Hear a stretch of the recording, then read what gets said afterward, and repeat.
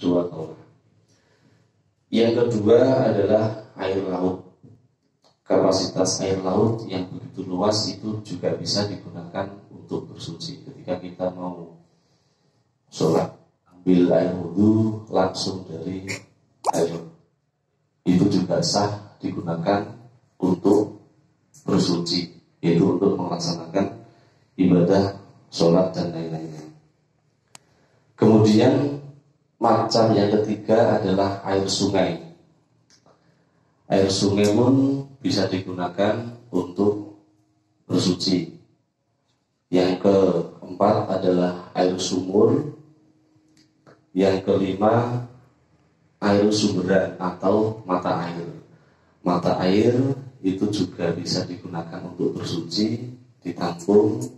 Kita gunakan wudhu biasanya untuk orang-orang desa itu ketika kita pergi ke ladang, itu ada sumber mata air, itu bisa digunakan bersuci.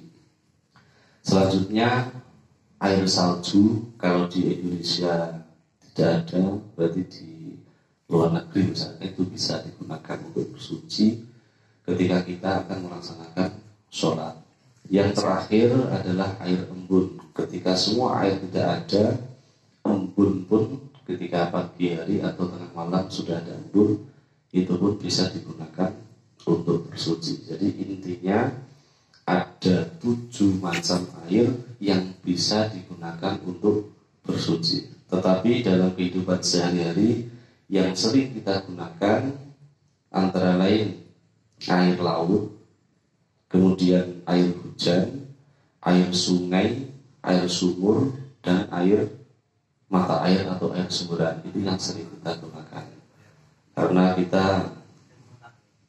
mayoritas menggunakan air tersebut, jadi untuk salju dan embun kemungkinan jarang, bahkan kita tidak pernah menggunakan dua air tersebut untuk bersuci.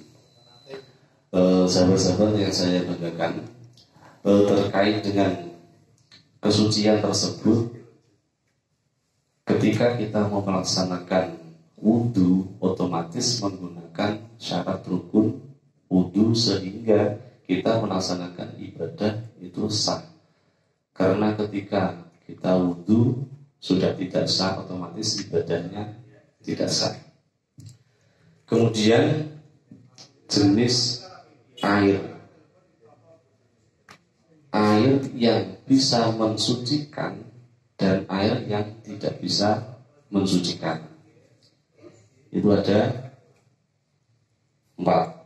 Yang pertama, air suci dan mensucikan.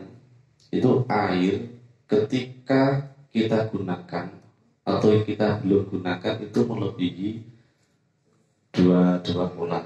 Berarti air tersebut bisa digunakan untuk mensucikan diri ketika kita akan melaksanakan ibadah.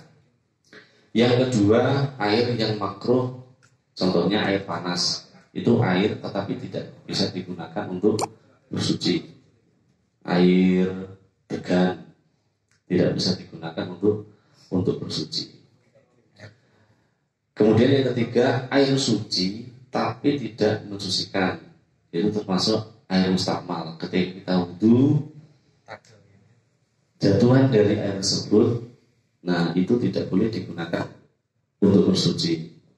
Kemudian air berubah karena tercampur suatu hal, airnya bisa berubah warna, kemudian baunya pun berubah, rasanya berubah, itu kurang dari takaran, berarti air tersebut tidak bisa digunakan untuk bersuci. Yang terakhir adalah air yang najis, berarti air yang kurang dari dua kolah yang air tersebut terkena najis. Misalkan ketika kita wudhu di dalam satu jamban kurang dari 2 kolah, itu tidak bisa digunakan, kecuali ketika kita ambil, kita taruh di teko atau apa, nah itu bisa digunakan untuk bersuci. Kemudian air yang mencapai 2 kolah terkena najis dan berubah, itu pun air yang tidak bisa digunakan untuk bersuci. Maka dari itu mulai dari diri kita harus berusaha mensucikan diri ketika kita mau mengesahkan ibadah dengan cara berwudu yang benar, menggunakan air yang benar-benar bisa digunakan untuk bersuci. Itu terkait dengan toharoh tentang air bersuci yang sekiranya bisa jadi motivasi kita, anak-anak kita untuk memilih air mana yang bisa kita gunakan untuk bersuci dan air mana yang tidak bisa kita gunakan untuk bersuci.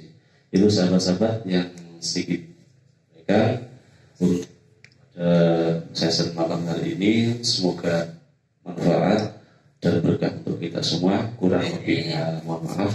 Wassalamualaikum warahmatullahi wabarakatuh. Waalaikumsalam warahmatullahi wabarakatuh.